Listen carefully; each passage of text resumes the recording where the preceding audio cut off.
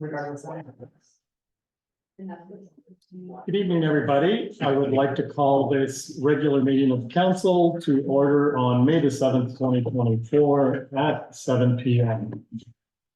We'll stay seated for a moment of silent reflection.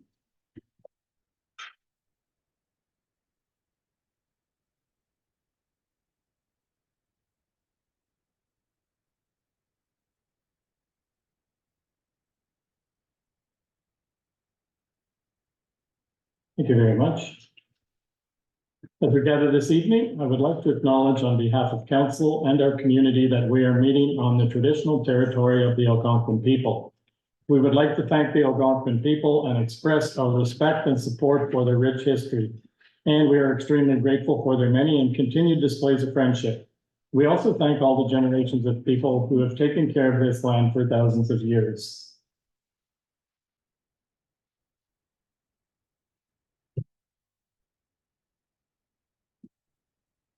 And we'll move on to the mayor's address. I have. Three pecuniary interests. Are there any declarations of pecuniary interest in the general nature thereof? So we'll move to the adoption of the minutes for April the 16th, 2024, which was the public zoning meeting for Visetsky and Martin, as well as our regular council minutes. Can I get a mover and a seconder? Moved by Councillor Robinson, seconded by Councillor Buckwell. Any additions, corrections, or omissions? Councillor Ecky-Schoenfeld. Is this a new procedure where in the public meetings, we have the members of the public that were there and then any other persons? In public meeting minutes, you need to have who's in attendance, Okay, just in case there's a tribunal, okay, and they need to know who is there. okay, because I never remember seeing those before. Thanks. Any other questions? Seeing none, I'll call the vote. Councillor Burns. Yes. Councillor Robinson. Yes. Councillor Buckwell. Yes. Councillor Ecky-Schoenfeld. Yes, I'm a yes, it's carried. Thank you.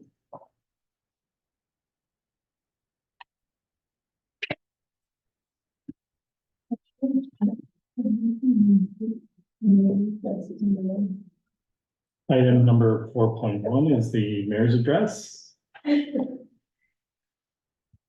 you get a moment, we'll move back to where it's supposed to be. And have that moved.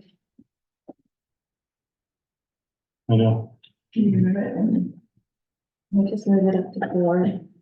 There you go. There. Oh, I had me confused.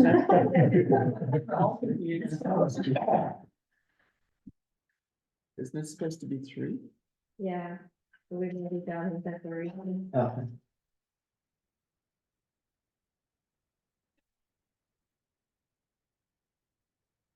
So during the month of April, I attended 13 meetings on county and our municipal business. On April the 17th, 2024, I attended the public meeting hosted by MTO and Dillon Consulting regarding the preferred intersection alternative for Highway 60 and Lake Dory Road in Golden Lake.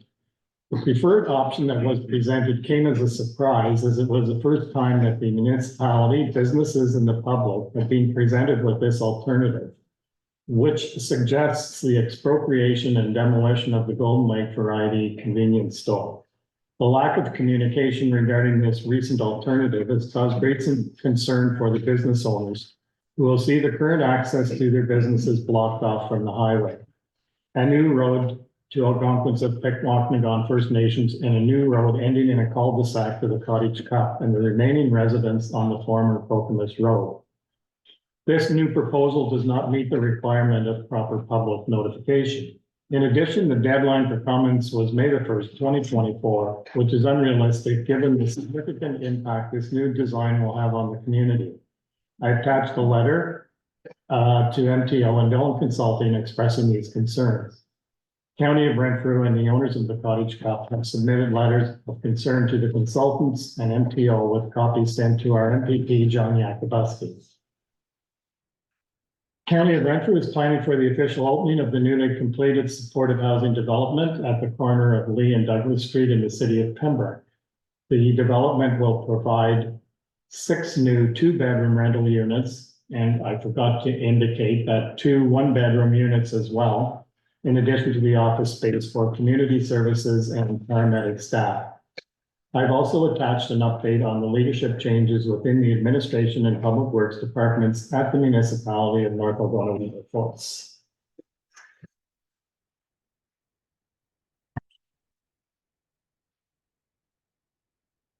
And I have a motion that the May 7th, 2024 mayor's address be accepted as presented. Moved by Councillor Schoenfeld, seconded by Councillor Burns. Comments, questions? Councillor Burns. There was another accident at the intersection one day last week. And I did pass that on to. Yeah, I know, I called you right away. Yeah, to John Yakubuski's office. So they're trying to keep that documentation as current as they can.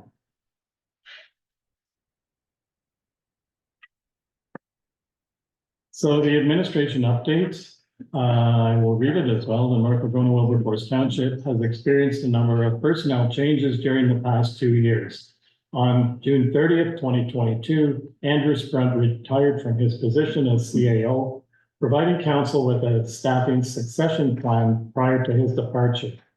The succession plan involved the appointment of a deputy clerk and a deputy treasurer, reporting to the clerk treasurer, who would provide the leadership for staff. At the same time, a tender was issued for a service review, which included updating job descriptions, completion of job evaluations, and wage grade analysis for all staff. These changes involved some additional training opportunities for staff to further their career development options. Excuse me. In May of 2023, the Public Works Manager tendered his resignation, and council initiated a recruitment process for a Director of Public Works. This process resulted in the hiring of Adrian Tomasini beginning in September of 2023. The Public Works Department has been very busy since Adrian's arrival, reviewing public works policies, completing the asset management plan, tendering for budgeted capital projects, and keeping up with operational requirements. In March of 2024, Michelle Mandefell resigned from her position as clerk treasurer, and council engaged Holly Hayes of Trestle Consulting for administration continuity, identifying operational priorities, and developing a job description for a senior administration leadership position. Council is viewing this as an opportunity to explore the current skill gaps, leadership priorities, legislative requirements, and any possibilities for sharing services and/or staff resources with other municipalities. Work has been progressing on this process, and a report will be coming to council later in May with recommendations and a draft job description. Thank you.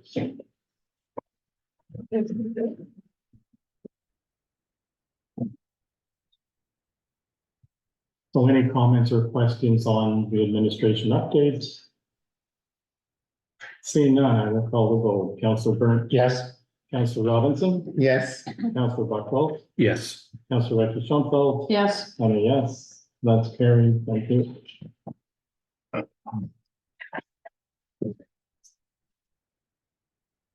And that brings us to delegations, and I'm very pleased to introduce Melissa Marquardt from the County of Renfrew, who's the Manager of Economic Development. And Melissa's going to do a presentation regarding the Renfrew County Economic Development Division Strategic Plan. Thanks, Melissa. Thank you, Mayor Rose, and good evening, everyone. So I'm here to talk about a new economic development strategic plan for 2024 to 2026. Oh, that's the next slide. Oh, there we go. So just to start off with, we are a division of the Development and Property Department at the County of Renfrew. And we actually have 3 subdivisions within economic development. So we have economic development, which focuses on business investment, retention, and attraction. We have our small business and entrepreneurship support center, which is otherwise known as Enterprise Renfrew County. That is a funded program by the Ministry of Economic Development, Job Creation and Trade. And there's 2 full-time staff for that division. And like I said, they support small business and entrepreneurship. You're probably familiar with two of their key programs, which would be the Summer Company Program for youth and Starter Company Plus Program for adults. And then on the tourism side of the house, we have the Ottawa Valley Tourist Association, which is the destination marketing organization for Renfrew County, the city of Pembroke, and the Ottawa Valley. And there are 3 staff that focus on the tourism side. And I should note, in addition to myself, there's 2 full-time staff on the development team. So for our economic development strategic plan, I wanted to start with our approach because we did take a bit of a different approach on this, where we partnered with another organization to do our strategic plan, and that was the Renfrew County Community Futures Development Corporation. For those that are not familiar, the CFDC, as we refer to them commonly, they are an organization located here in Renfrew County that does provide community and economic development support.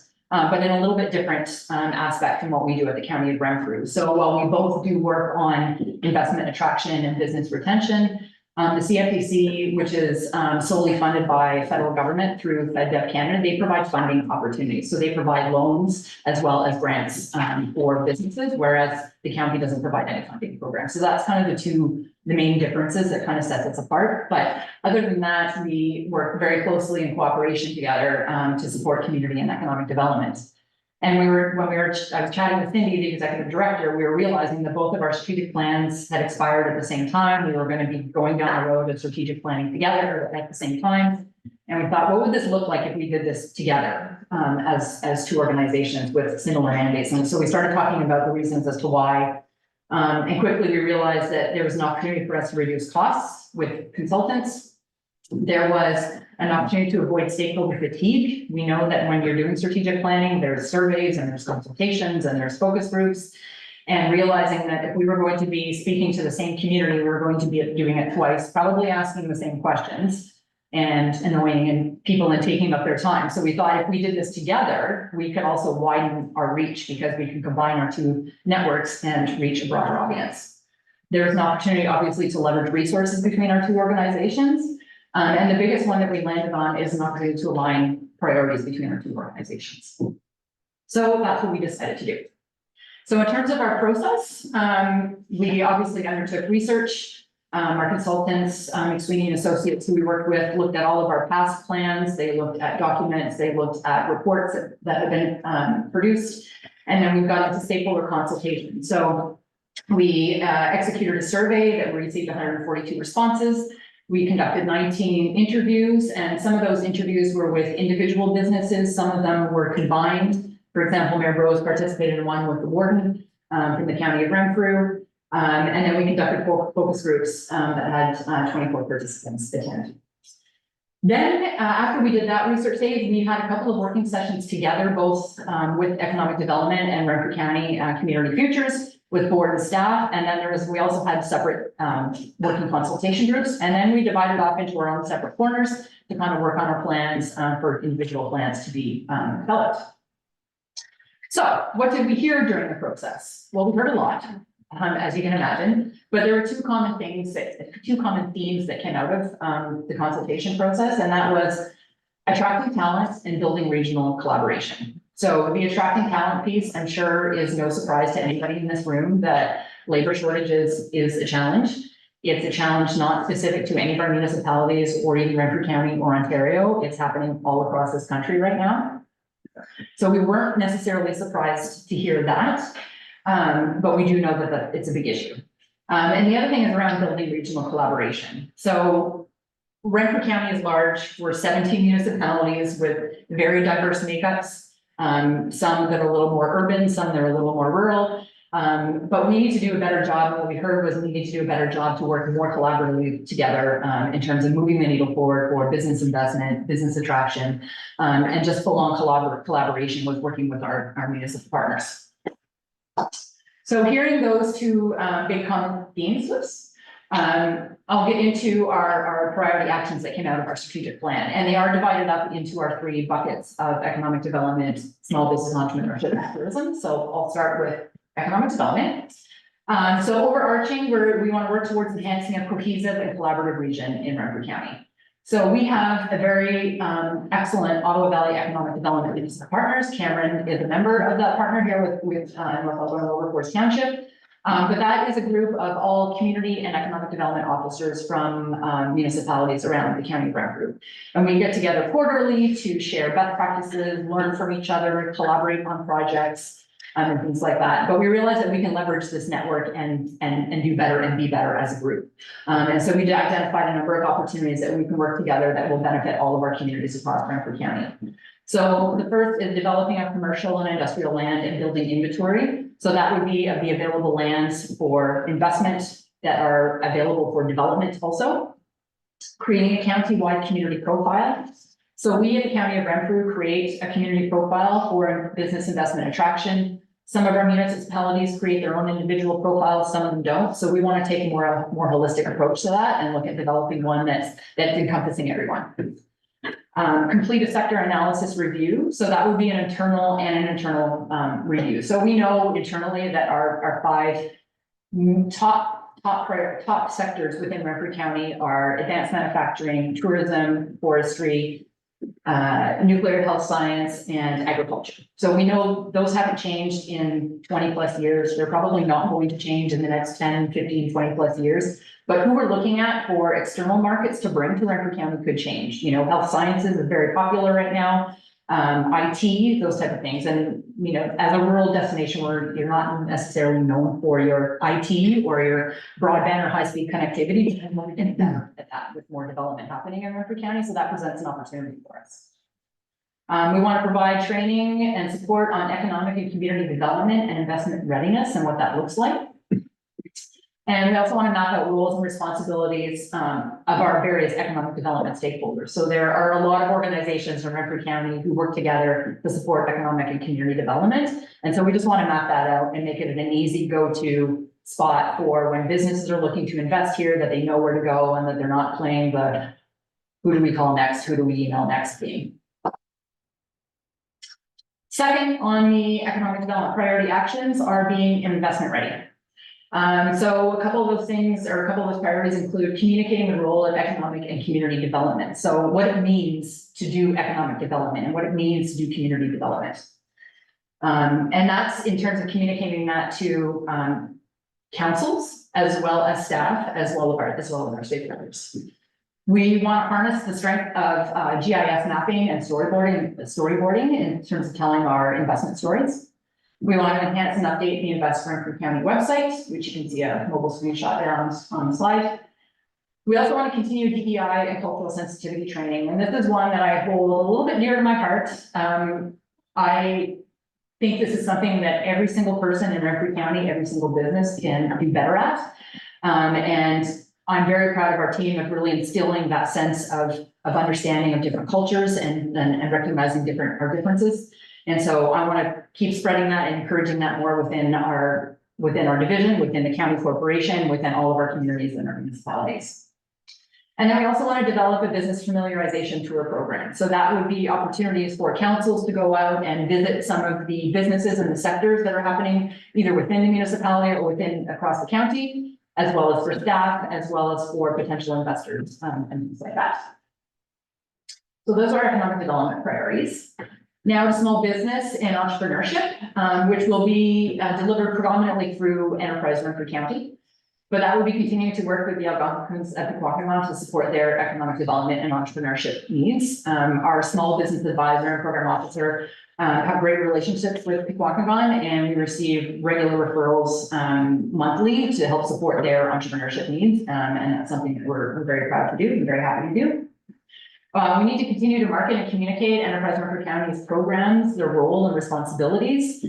So beyond the 2 programs that I mentioned, which is Starter Company Plus and Summer Company, Enterprise Renfrew County also offers marketing and training opportunities for businesses and small entrepreneurs. They provide free and confidential consultations. They can review business plans. They can assess businesses with doing their financial outlooks and risk and insurance mitigation strategies. And all that kind of stuff, all the weeds and the things that are sometimes difficult to tackle when starting a business and some people not knowing where to start. Well, ERC can provide all the templates and the tools to help support that. And then also explore a more sustainable funding model for Enterprise Renfrew County.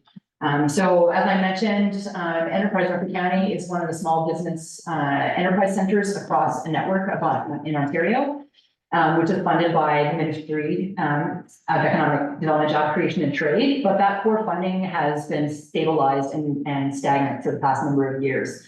And because employees are on the county pay grid, there's that continuous gap as the years go on, that gap between salaries and benefits grows, that needs to come out of the county's powered economic development budget. And so we want to explore that in collaboration with the VSEC network across Ontario and encouraging province to increase the funding. We know that the cost of doing business has increased over the years, and so we strongly believe that the funding should match those deliverables.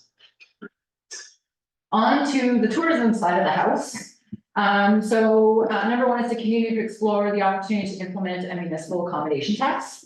And some of you may have heard or be familiar, in early April, the city of Pembroke was the first community in Renfrew County to implement municipal accommodation tax at 4%. And that is planned to go into effect January 1st, 2025. We see this at the OBTA as well as economic development. We see this as a huge opportunity for investment into tourism in Renfrew County and in our communities. That does not come at the cost of our taxpayers. It is a tax, but it's a tax that visitors pay on their accommodations when they come to the region. No different than what we all pay when we go to Toronto, Ottawa, Niagara Falls, soon as of October 1st, Wlberforce County, all of Wlberforce County. There are now over 60 municipalities across Ontario who have implemented this. And this is an excellent opportunity to be able to have those funds to invest into tourism infrastructure, to invest back into the community, whether it be tourism, recreation, any of those programs. And so we're pleased that the city of Pembroke also identified the OBTA, or Ottawa Valley Tourist Association, as the eligible entity to receive 50% of those funds. So we will be working with the city to implement a program and a plan that will be promoting Pembroke. But ultimately, our desire and our great wish is to have all municipalities implement this so we can take a regional approach to tourism investment and promotion. As it stands right now, the Ottawa Valley promotes all of Renfrew County. And if we start getting into individual municipal accommodation tax implementations in only a select few of municipalities, that means some of these municipalities are ultimately going to start performing stronger than the other, and there's going to become a disconnect in terms of haves and have-nots in some of our communities. And we want to see a unified approach to tourism promotion and development within Renfrew County. The second item is supporting succession planning with tourism operators. You know, many of our tourism operators are generationally run within their families, but sometimes those generations run out. And then those businesses are left scrambling and trying to figure out what do we do next. We want to find a good plan. We want the business to continue. And so if there's ways that we can support that with some of those tourism operators, then we're looking forward to doing that. And then also identifying tourism investment and attraction opportunities and marketing them appropriately to potential investors.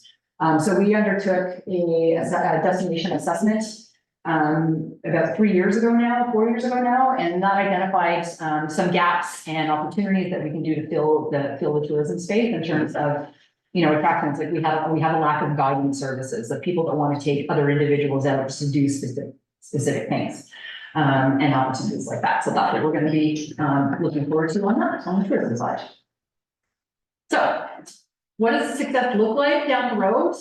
Well, we feel that at the end of this 3-year plan, we're going to have a much more stronger, connected, and collaborative county, working on the strengths of our partnerships with our municipal partners and our business community. We want to have a growing and more diversified population. We know that, some of the newcomers and immigrants coming into Canada are looking at rural destinations, and while that migration path from urban to rural has slowed a little bit, there are still newcomers coming to the region, and we want to welcome that. And we want to diversify our communities and have more people, have more vibrant communities. We are culturally rich, and we can make ourselves even culturally richer, then we're that much better at the destination in the end. And we just want to be the preferred destination of choice to live, work, and play. We all of us as residents here, there's a reason why we choose to live here, is because we love Renfrew County and we think it's an awesome place. And we hope that by the end of this 3-year plan, we're going to be even more awesomer, if I can use that word. And that is the end of my presentation. I will leave you with a lovely photo of my team that I am extremely proud of. Although I do have to note that our program officer, Lindsay DeBurton, is missing from this photo. So I Obviously, we just did an updated staff photo. But this is my team and I am extremely proud of them and they work hard and they also play hard and they're the reason why I'm here today. So, yeah, reach out to us anytime. I'm always here to help. And then that's my presentation. If there are any questions, I'm happy. Thank you very much, Melissa. That was an excellent presentation. Just a couple comments I wanted to make. The economic development for entrepreneurs. The support that you provide is fantastic. I did refer somebody in Pembroke who was starting their business, and they couldn't thank me enough for making that connection for them, because the information and support they got was really, they didn't know if they would have been as successful out of the gate as they were, and they really appreciated getting that help. So Excellent. it does, it certainly is a benefit, and certainly one that we need to utilize, as you say, when anybody is new and trying to start their own business. And the other one I just wanted to touch on was the Water and Dirt Festival and how important that has become. And it's a collaboration with, I think we're up to 7 municipalities that are participating now. So again, we're not competing with each other, we're working collaboratively, and I think that has a bigger impact overall. Yes. Can I just say, it was also Heather who convinced Divya to rent our facility at Wlberforce Park for Dallas Kitchen, and she's renewed her contract, so. she Oh, excellent. Loved it. Excellent. Any other questions, comments?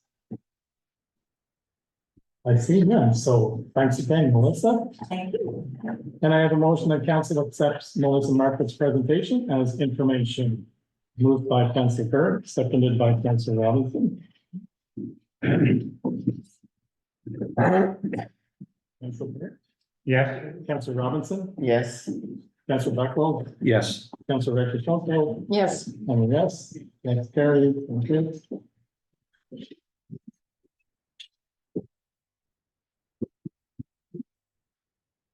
Item 7.1 is the Public Works Monthly Report, and I have a motion that council accepts this Public Works Monthly Report as information. Moved by Councillor Buckwell, seconded by Councillor Robinson. Comments or questions? Councillor Rector. just 3 comments. So the contracting sweeping, is that just at intersections all the time? The contractor is certain areas where the sand needs to be picked up or vacuumed up. Oh, okay, So subdivisions, Third Street, Westwood Street, the post office and the community center parking lot. right, Island View Drive and McNeese Drive. okay, There was one that we did ourselves because we had rain and so it wasn't, so we did McMillan Road and Goldfinch ourselves this year, which was typically always done by the contractor. right, okay.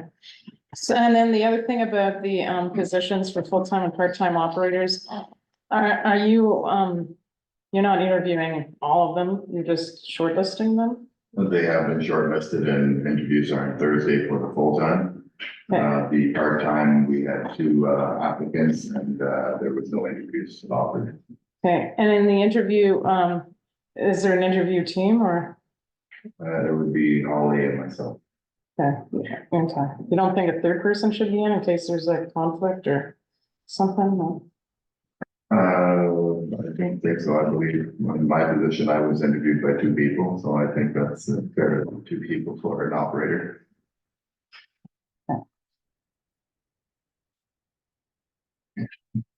Any other questions? Yes, Councillor. Actually, just one for agent, so for the part-time positions, will we be posting for those? If we didn't have suitable applicants or? We have a suitable applicant right now. Okay, One of the applicants was still to be the distance for travel was too far as for our policy. okay. And I know I just had a question in regards to the tenders. Do we have any schedule yet on when they plan to start work on I believe it's, Point Church and, the other one was, Wlberforce. No, the contract has just been signed yesterday, I think. Okay. It would be mailed, probably mailed out today, and once they receive that, I'll confirm dates. Typically they do it piecemeal, so they will do maybe one road and then they'll come back for another road. And they kind of usually work with us too, because there's some work that we have to do in-house to prepare the roads prior to paving, so. In the tender, I requested that they notify me 5 days in advance of them paving, so I have at least a working week to deal with the road. Thank you. Any other questions? I'll just make a comment myself. If you don't mind. Sure. So we are now on our second rotation of grading within the municipality, and we will start our calcium application shortly. Just to let everyone know, you might get some calls because it is going to be dusty, but the Lord may help us tonight, but it will be dusty shortly. Oh, and the only other question I had was, Black Creek Road, is the washout repaired now? And, Yeah, so I think everyone was a little bit scared because of the picture that was presented in the notification. But it was a minor beaver dam blowout, and it was maybe a foot of water over top of the road, which wasn't really that significant. But yeah, by Wednesday, I guess it's happened on Tuesday evening. So by Wednesday night, it was taken care of. thank you. Seeing no further questions, I'll call the vote. Councilor Burns. Yes. Councilor Robinson. Yes. Councilor Buckwell. Yes. Councilor Trumpo. Yes, Yes, that's carried. Thank you.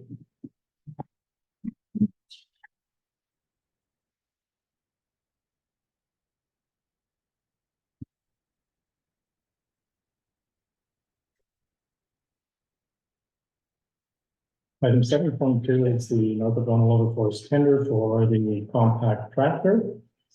And I have motion council accepts this report, tender NAW 2024-03 compact tractor, and that council approves the tender bid from Bromley Farm Supply Limited with the all-inclusive price of $56,500. Moved by Councilor Buckwell, seconded by Councilor Recushenko. Questions, comments, Councilor Burns. What comes with the tractor, Adrian? So it's a complete winter maintenance package, the snow blower, the 54-inch blade, and the sanding unit, electronic sanding unit. So it was pretty much within the budget that we budgeted. So the used tractor will be put up for sale as a stock, surplus stock. Councilor Recushenko. does the new tractor have a bucket? Yeah, yes. Sorry, apologies. Councilor Burns. We have a used snowboard or someplace for the other tractor we had? It apparently was it wasn't made specifically for that snow blower, but there was one. I'm not sure that the Bromley was the one that sold it to us, and he's interested in buying the whole package back from us. Oh, okay. Any other questions? Seeing none, Councilor Burns. Yes. Councilor Robinson. Yes. Councilor Buckwell. Yes. Councilor Recushenko. Yes, Yes, that's carried. Thank you.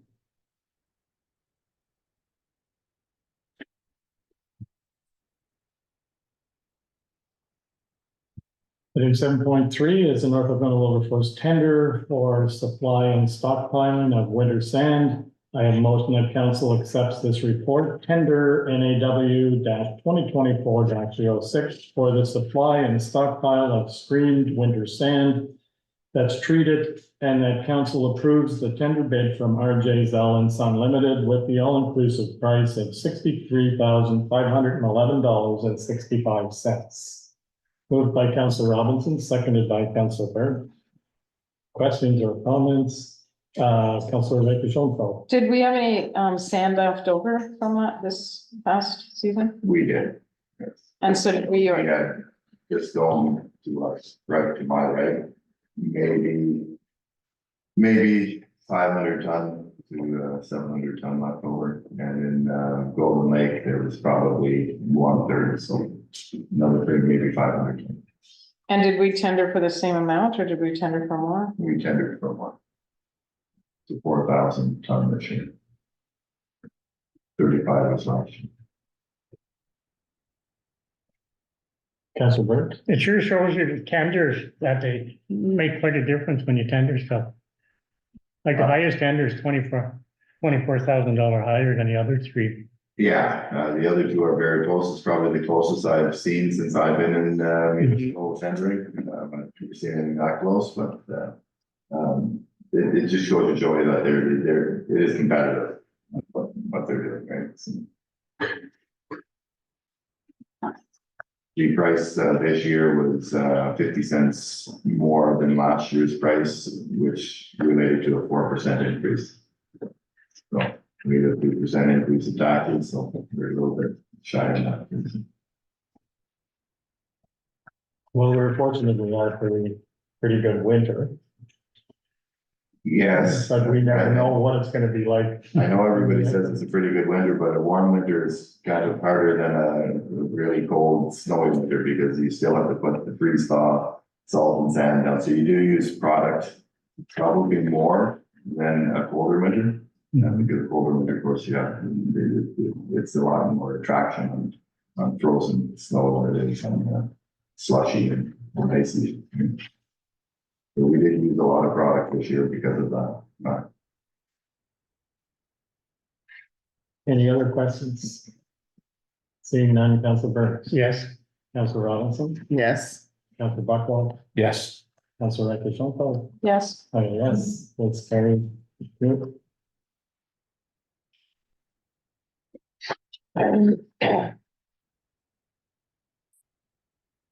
And 7.4 is our new recreation member, and I have a motion that council accepts the new recreation committee member report as presented and approves the recreation committee recommendation, appointing Sheila Smith as a member through the authorized appointments bylaw 2024-28.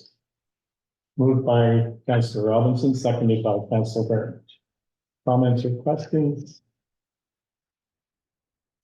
Sorry, Councillor Richardson. So should we invite it to our Monday meeting then? Sure.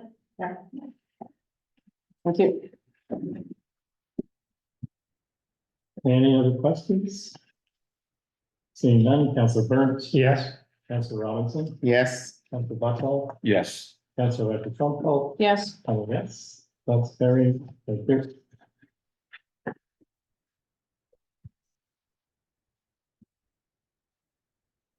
Item 7.5 is the seniors programming, and I have a motion that council accepts the seniors programming update as information.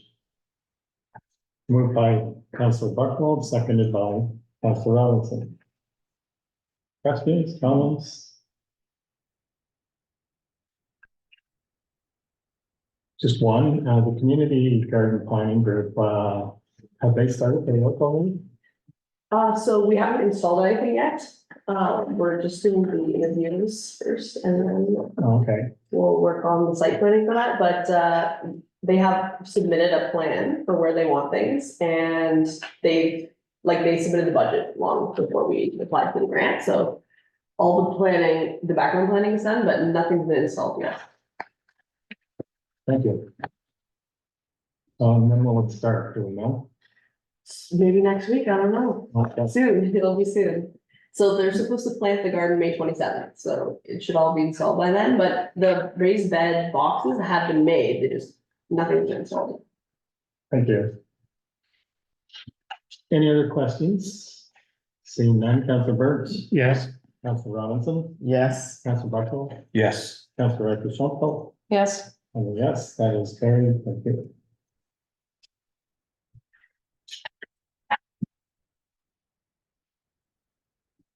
Item 7.6 is a summer students update. And I have a motion, council accepts the summer student update report as information.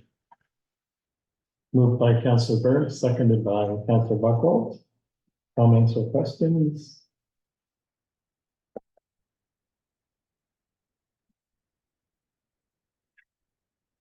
Seeing none, Councillor Burnt, Yes. Councillor Robinson, Yes. Councillor Buckle, Yes. Councillor Rector Schoenfeld, Yes, and a yes, that's carried, thank you.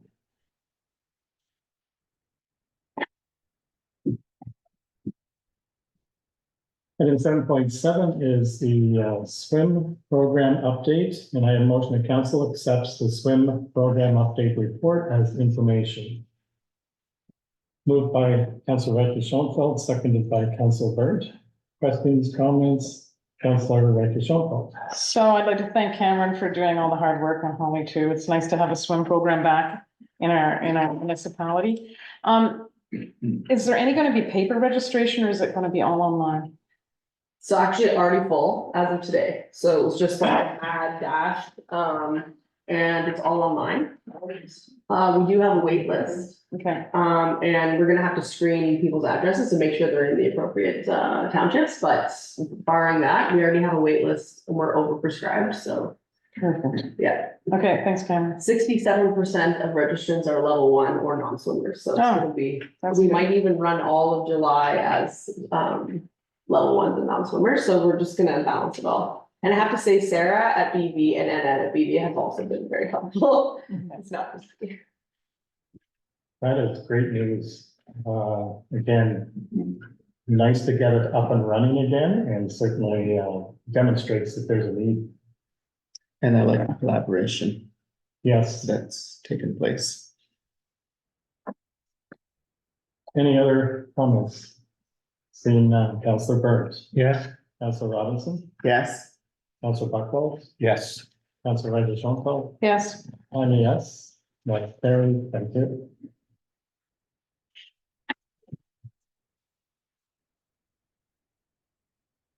Item 7.8 is in regards to the Golden Lake intersection, and I have a motion that the committee accepts this report as presented and that council provides the clerk with official comments to send to the Ministry of Transportation Ontario and Dillon Consulting Limited on behalf of the township, and that council request a meeting with John Yakubuski, MTO, Dillon Consulting, Chief Sarazin, Lee Perkins from the County of Renfrew, Adrian Thomasini's, and affected business owners.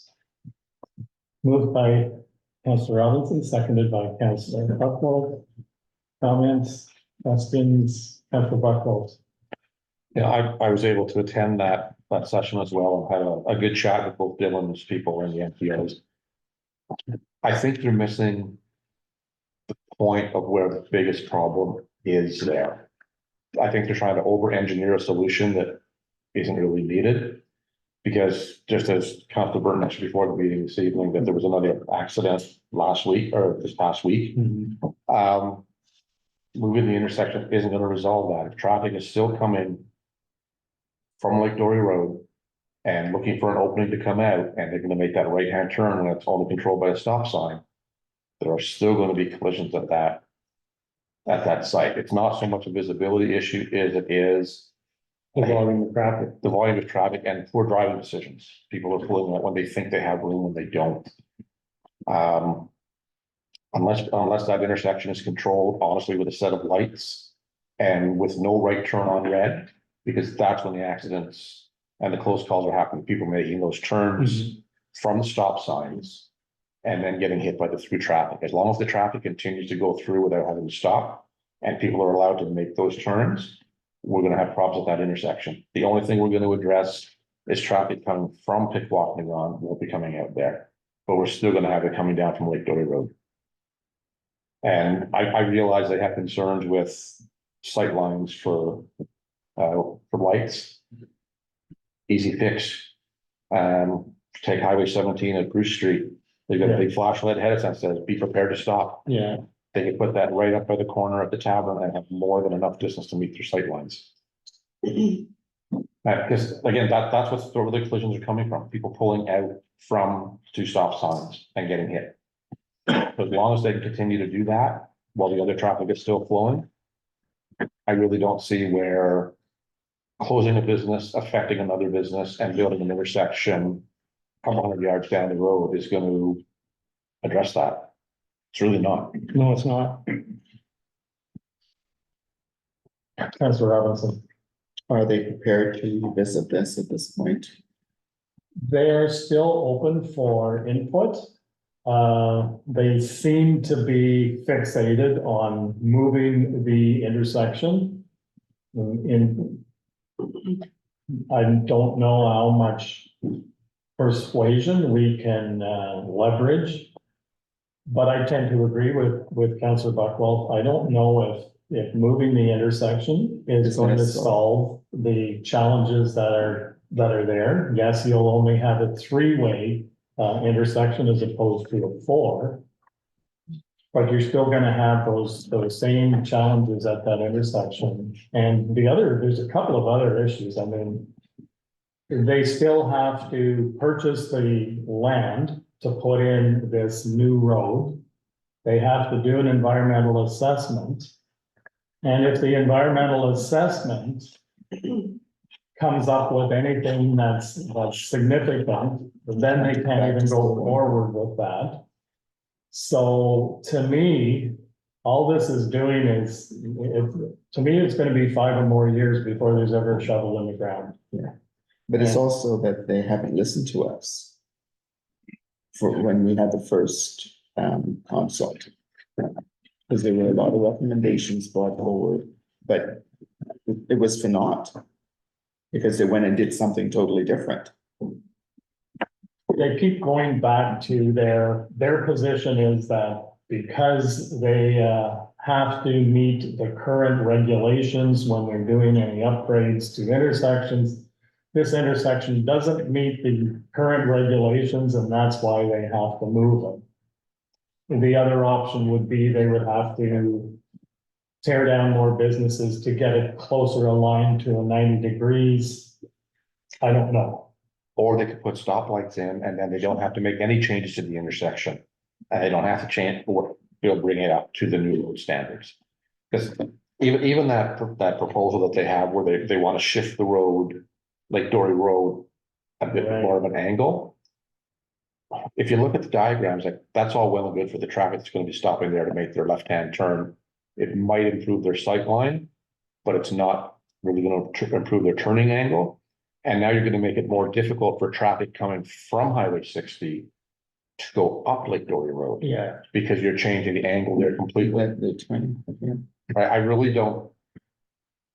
God help us, we're being led by engineers, and I shouldn't say that. Engineers are wonderful, intelligent, educated people, but sometimes they over-engineer things, and I think that's what's happening here.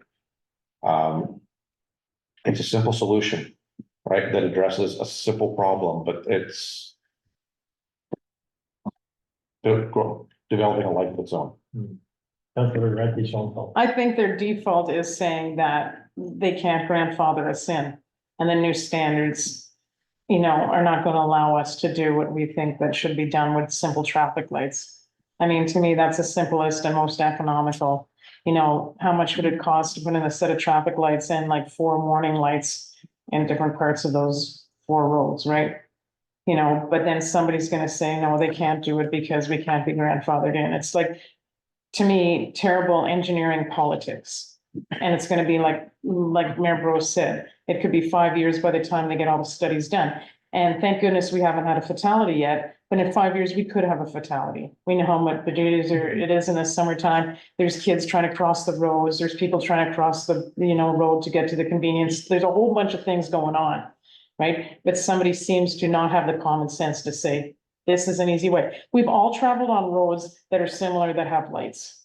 Right, and it seems to slow people down and make them stop, right? Especially once people know. You're already coming to me into a hamlet, you're coming into a small village, you're already slowing down. Once you see the stoplight. But I mean, I just think their default is gonna be, we can't do that. We'd like to do it, but we can't because, somebody says. It's not so much that they can't, it's that nobody's willing to sign off on the exception. Well, that's probably it, because nobody wants to have common sense to say this is a good exception for this rule. Like, we won't have to tear things down, we won't have to do this, all we'll have to do is find electricity for the stoplights. Council Burns. I talked to Dan the other day from the corner store, and he says when he's there, in 8 hours is like 5 or 6 times people blow their horn at the intersection. It's like just close calls, like. So it's like that one last week should never have happened, but the lady pulled out in front of a half-ton truck. And she come out of Lake Dory Road. There's no reason, like, Because again, if the traffic is still flowing, yeah, right, if nothing to there's, stop them. there's nothing to stop them, and that's what, I'm sorry, but. Lake Dory Road and Kokomus need, with lights and no right turn on red. You will drop 90% of your risk right there, just by doing that. To me, there's always a major risk too, and I've done that too, where I wanna pull out, I don't have the right of way, the person's telling me to go, and I'm like, I don't wanna go. Well. Like, you know, because that's a Yeah. danger, it's truly a danger, and they're like, no, we wanna get the traffic going, I'm like, ye gods, this is not gonna end well someday. Yeah. It's a scary intersection when it's busy. Well, the other challenge, and I don't know if they've thought about it, is that if they move that intersection further down the road, you're still gonna have people who are gonna park in our community center parking lot, who are going to want to cross the road to go to those businesses. Mhm. But now, because there's no traffic signals there, it's gonna be just as difficult to dangerous. cross, yeah. Mhm. It doesn't improve that part of the intersection. and another thing they wanna do, they wanna buy the variety store out. And they won't even give him an option of putting up a new business where people come off I-6 into his business. Like they won't even allow that to happen. And he is busy there.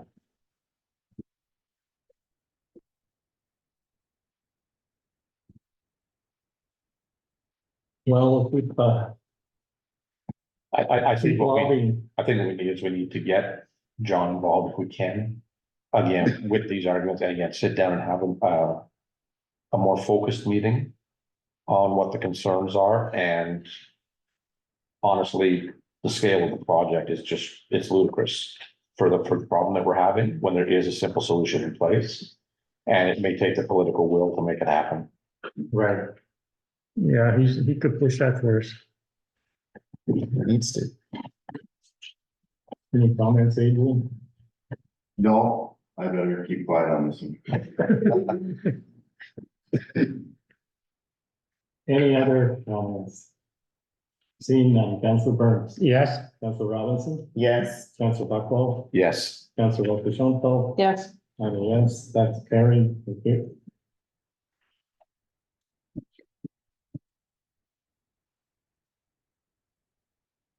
Item 7.9 is the zoning amendment for Zado, and I have a motion that council accepts this report as information.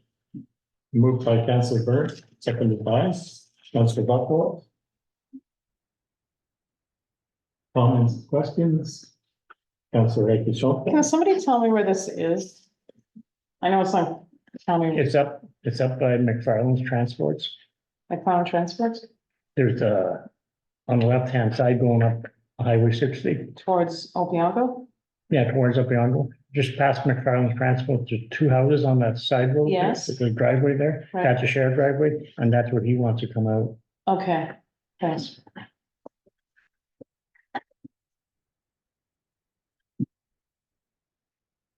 Any other questions?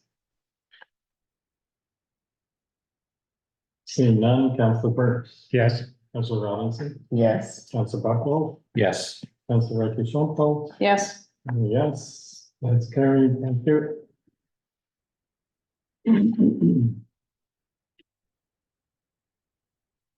Item 9.1 is the non-action items, and I have a motion of council accepts correspondence items 9.1.1 to 9.1.2 as information. Moved by Councillor Buckwell, seconded by Councillor Robinson.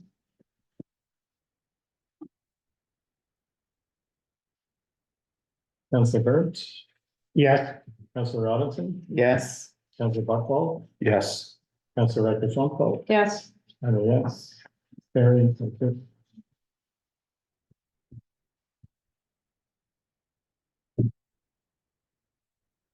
Item 9.2.1 is the Eganville later discovered Renfrew County, and I have a motion of council accept Council approves of a half-page advertisement in the Discover Renfrew County Shop the Valley Summer Magazine for $475 plus HST. Moved by Councillor Burnt, seconded by Councillor Buckwald. Comments or questions? Councillor Rakichenko? Could we just have, one of our other maps as the ad? Just to share them around? Because we had 3 or 4 of them, right? We have 3. I mean, I like that one, but maybe we're gonna switch one up. What do you suggest? Well, the Golden Lake one, there's something like, you know, because they look nice, I'm just saying. Yeah, we can. And I actually had someone comment on that from Golden Lake who said that they'd like to see it switch up, so you're not wrong.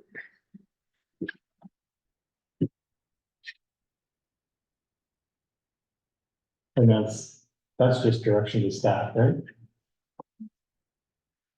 Yeah, We don't have to change. I think that it was just an example that was given, so yeah, we can definitely change.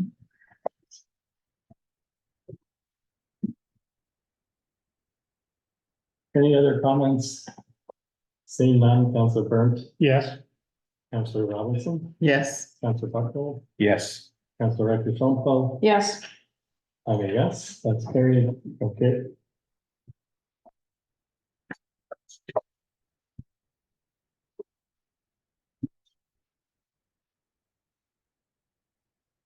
Item 10 is bylaws. And I have a bylaw that therefore the council of North Algona Wlberforce enact the following bylaw. Bylaw 2024-28 being a bylaw to authorize appointments. And this is the one where it's the addition of Sheila Smith to the rec committee. Moved by Councilor Burns, seconded by Councilor Rakichenko. Comments or questions? Councilor Burns. we used to have 3 French girls and now there's only 2. Do we have to appoint another one? Does it say somewhere how many we have to have? I don't know. I always thought that it was only 2, but I can look into that. No, we used to have 3. I thought the requirement was 2. But maybe you just had 3 because, but I'll look into it. Any other questions? Seeing none, I'll call the vote. Councilor Burns, Yes, Councilor Robinson, yes, Councilor Buckwald, yes, Councilor Rakichenko. yes. Oh, yes. Carried, thank you.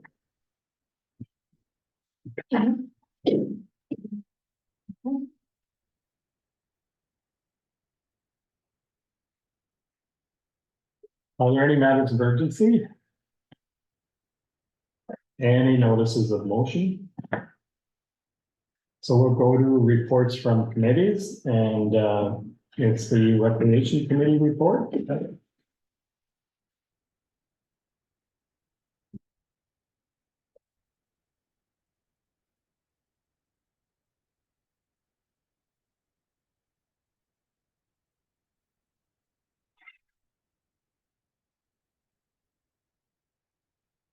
I just had a question about the bowling. Was there a good turnout? Do you know if they filled all the spaces? I'm not sure.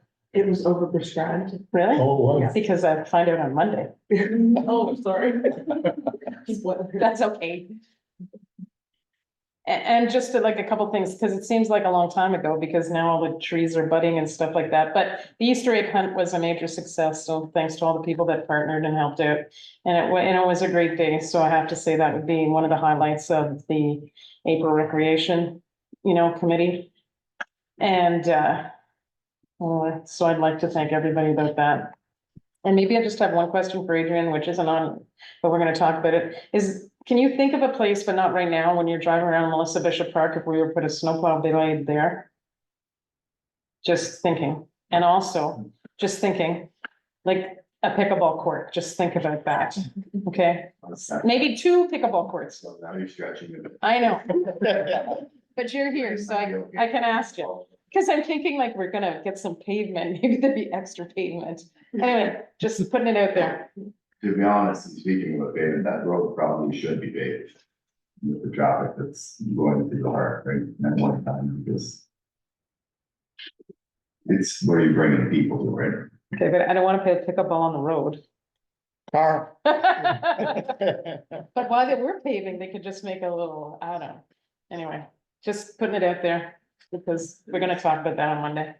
I don't know if there's enough room for pickleball, but I'm familiar with the sport because it was big in Hastings Island where I was.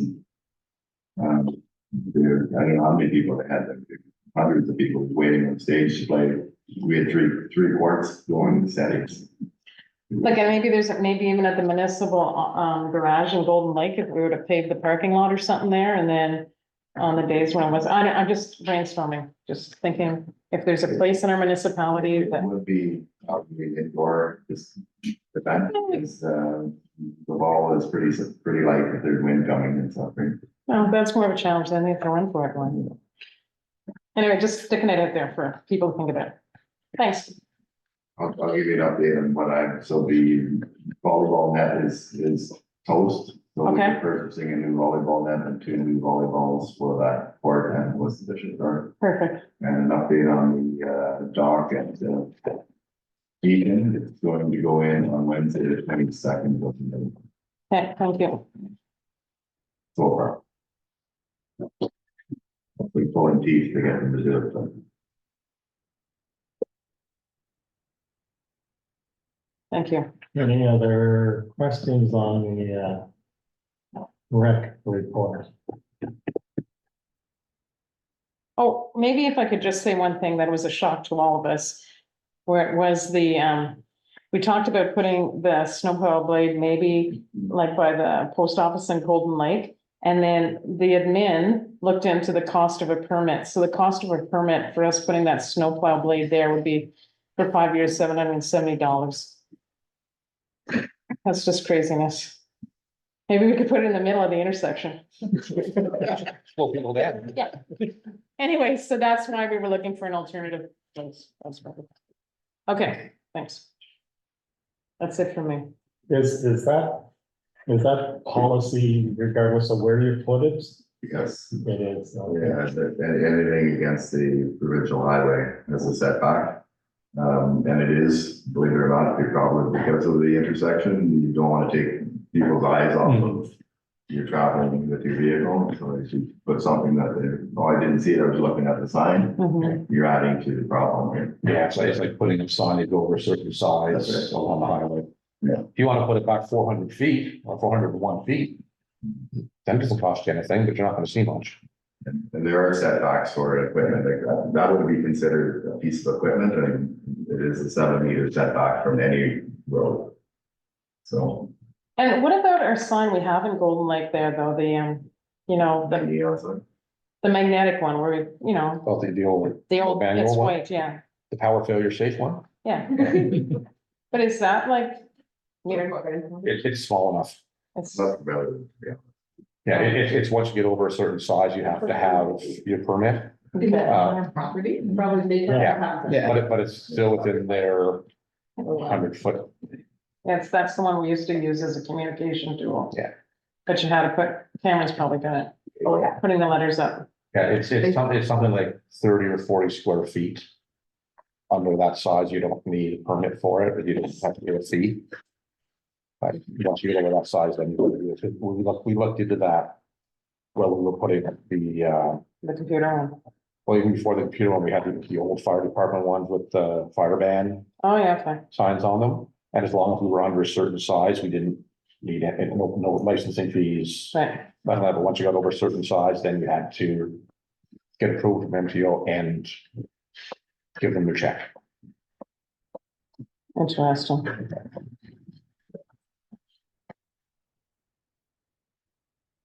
Okay. Any other questions? Seeing none, Councillor Burns, Yes. Councillor Robinson, Yes, Councillor Buckrow, Yes, Councillor Rakesh Schonfeld, Yes, and a yes. That's carried. I forgot to get a mover and a seconder. Moved by Councillor Rakesh Schonfeld, seconded by Councillor Burns. And that's carried. Thank you.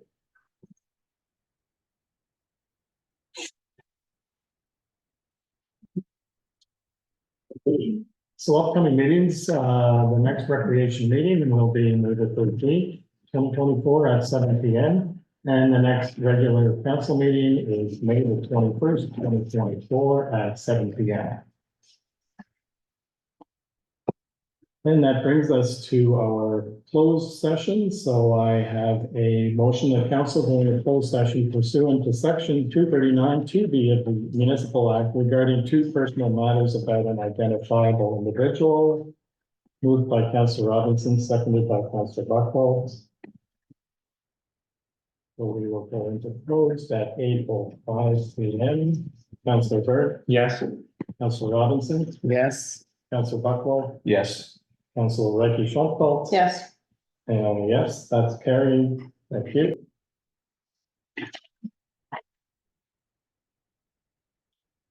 Item 16 is the fourth shoot parquet. I have a motion, council proceed as directed in closed session regarding the fourth shoot parquet. Moved by Councilor Robinson, seconded by Councilor Schultz. Councilor Burks. Yes. Councilor Robinson. Yes. Councilor Buckles. Yes. Councilor Schultz. Yes. And yes. Yes. Councilor Robinson. Yes. Councilor Buckles. Yes. Councilor Schultz. Yes. And a yes, that's carried. Thank you. And then finally, we have a motion that this May 7th, 2024 regular meeting of council adjourns at 8:33 P.M. Take it. Moved by Councilor Robinson, seconded by Councilor Buckles. Councilor Burns. Yes. Councilor Robinson. Yes. Councilor Buckles. Yes. Councilor Schultz. Yes. And a yes, it's carried. Thank you. We are adjourned.